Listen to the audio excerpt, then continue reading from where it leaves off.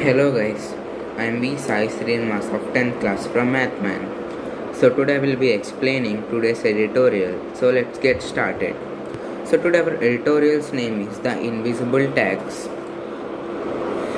Emergent action is needed to rein in inflation as people face income losses and medical costs.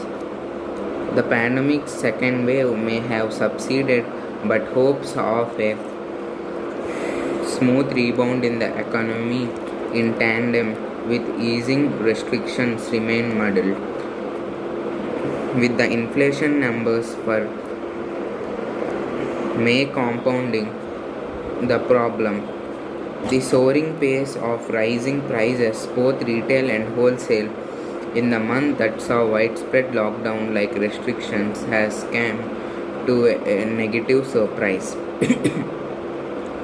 Inflation based on wholesale price index is reckoned to have a 25-year record of nearly 13%, while retail prices touched a 6-month high of 6.3%.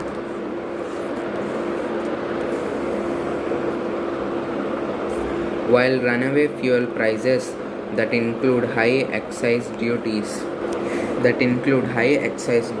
and taxes were a key factor in driving up both the inflation indices. They were not only the ones at work.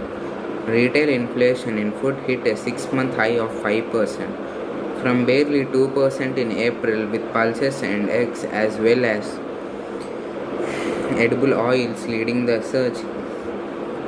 Fuel and light inflation hit by 11.6% of the highest in over 9 years, and no respite is in sight of this front as the pump prices for petrol raced past 100 rupees a litre in even more parts of the country.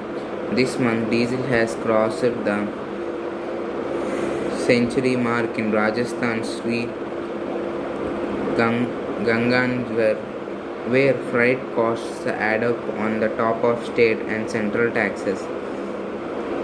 Even if one were to discount food and fuel prices, core inflation has crossed the 6% mark for the first time in 31 months and is estimated at 6.6%.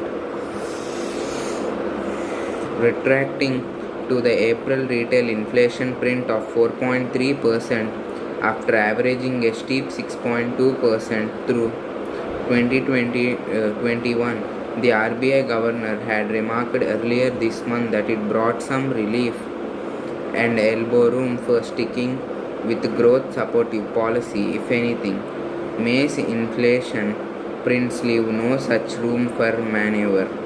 Though the bank's monetary policy committee may not switch away from its dovish policy, no further easing of interest rates can be expected at these price levels.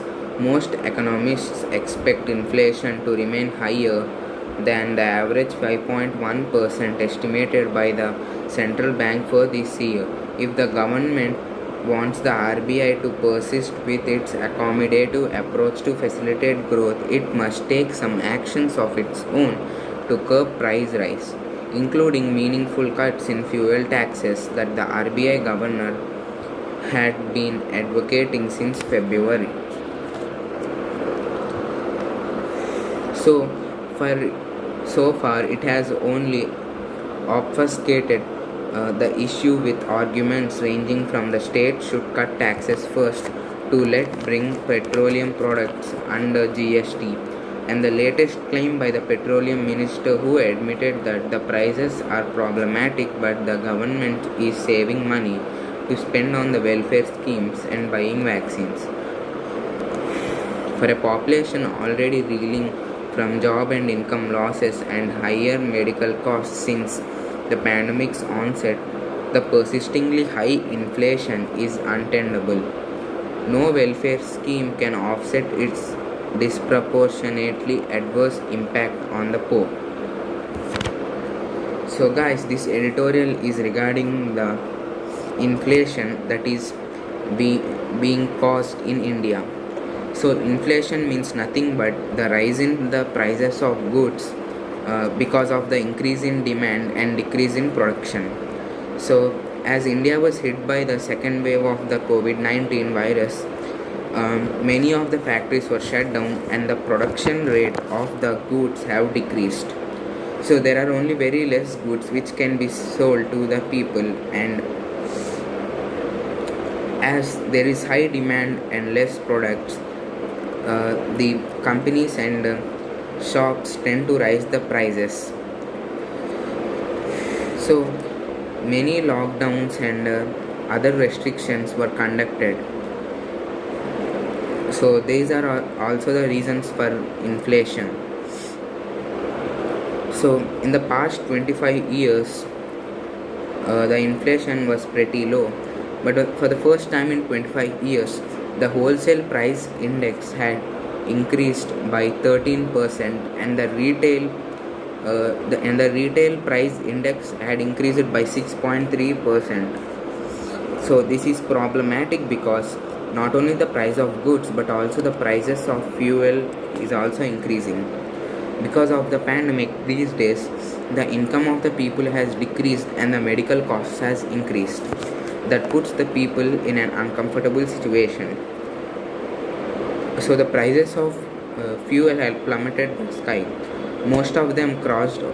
The price of petrol had crossed over 100 rupees, and in the Sri Ganjanagar of Rajasthan showed the highest spike of the price of petroleum. So the prices of food hit a 6-month continuous increase of 5%, and it was only 2% in April. Pulses and eggs are also increasing. The even though if discount will be given on the food and fuel prices, still the price required will be more. For the first time in the past 31 months, the core inflation has crossed over 6%.